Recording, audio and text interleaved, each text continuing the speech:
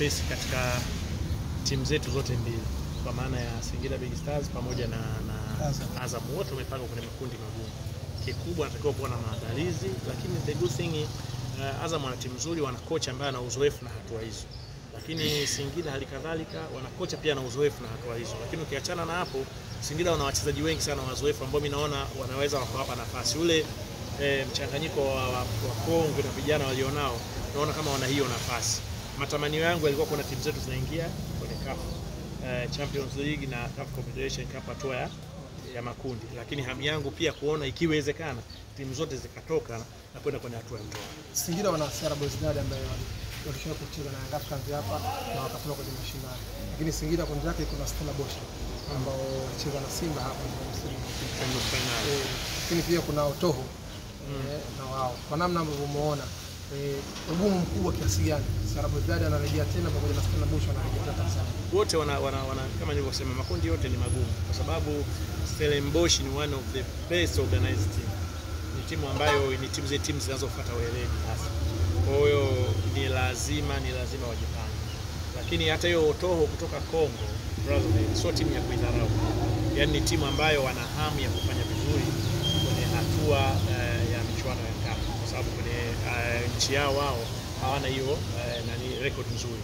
Kwa hiyo ni timu kama vile imeunganika kwa maana ya watu, taifa, wanaona kama hii timu ndio inaweza kuisukuma ikawatangaza vizuri. Kwa maana utakuwa na kampeni za kitaifa kuhakikisha timu inafanya vizuri. Lakini zote nyingine zilizobaki unaona kabisa ushindani kwa Azam, kwa Singida utakuwa mkubwa, kwa Azam pia utakuwa mkubwa. Maana nikwambia kwenye Confederation Cup pia hakuna kundi jepesi. Kwa hiyo ni lazima kwa kuna maandalizi bora na ya kutosha. Wydad Azam wamepata Wydad shinije tu azikia na rejea Tanzania. Naija kwenye Confederation Cup. Wydad ni kama watu wanasema ndio ubingwa, maana kuangalia usajili waliofanya tangu klabu bingwa dunia ni usajili mkubwa sana ambao huku ni kama timu ambayo ligi kuu yenye quality imeenda tu kutembea ligi daraja la kwanza. Haya mambo ndio yanafanya hata timu zetu wakati mwingine zinafeli, kwa sababu tunajaji kwa hisia kabla mechi hazijachezwa. Mimi ushauri wangu tuache mechi zianze kuchezwa. Mimi naamini Singida wakijipanga wataifunga Wydad. Ninaamini Singida wakijipanga Azam yeye wakijipanga wataifunga Wydad. Inawezekana. Yaani Wydad hawezi kuondoka na ushindi hapa Tanzania. Mimi ninaamini. Kabisa. Wameenda Zanzibar. Vyote Tanzania ni Tanzania. Inawezekana kabisa. Lakini kuna uasilia.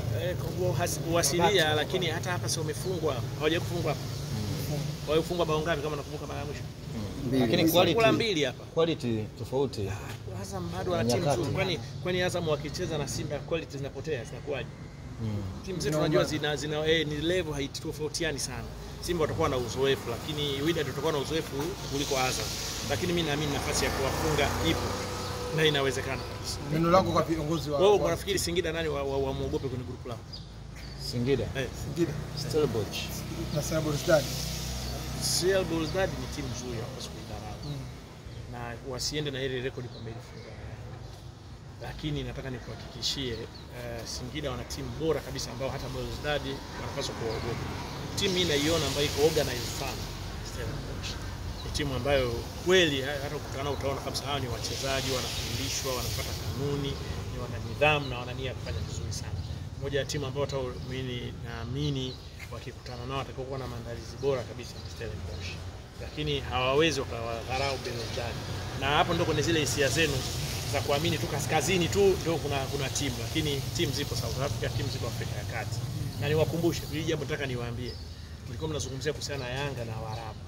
Unajua kwa nini TP Mazembe walikuja kuwa timu tishio Afrika na ikawa gumzo Afrika na kufanikiwa kuchukua ubingwa mara kadhaa wa Afrika? Kwa nini unajua? Kwa sababu walikuwa wanafanya vizuri against Waarabu. Kwa sababu Waarabu ndio wametawala mpira huu.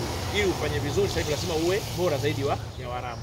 Kwa hiyo kitendo cha Yanga kupangwa na Waarabu, kama watakuwa bora zaidi na Yanga wakajipanga, ndio itakuwa sehemu ya mapinduzi ya mpira wa Tanzania dhidi ya mpira wa kaskazini. Kwa maana ya kwamba utafanya vizuri against wao, nani tena utakuwa na muogopo? Utakuwa hauna kumwogopa. TP Mazembe tena huwa hawaogopi tena Waarabu, kwa sababu sikumbuki ni timu gani kama Sierra Belouizdad au ipi, lakini moja ya Algeria imewekwa fungwa 8 kama Lubumbashi. Kwa hiyo inawezekana kabisa kufanya vizuri dhidi ya Waarabu. Asanteni sana. Kwa hiyo sasa tuandae tamam nyingi. Tamam, wasema kulu tamam, mzee na kadhalika.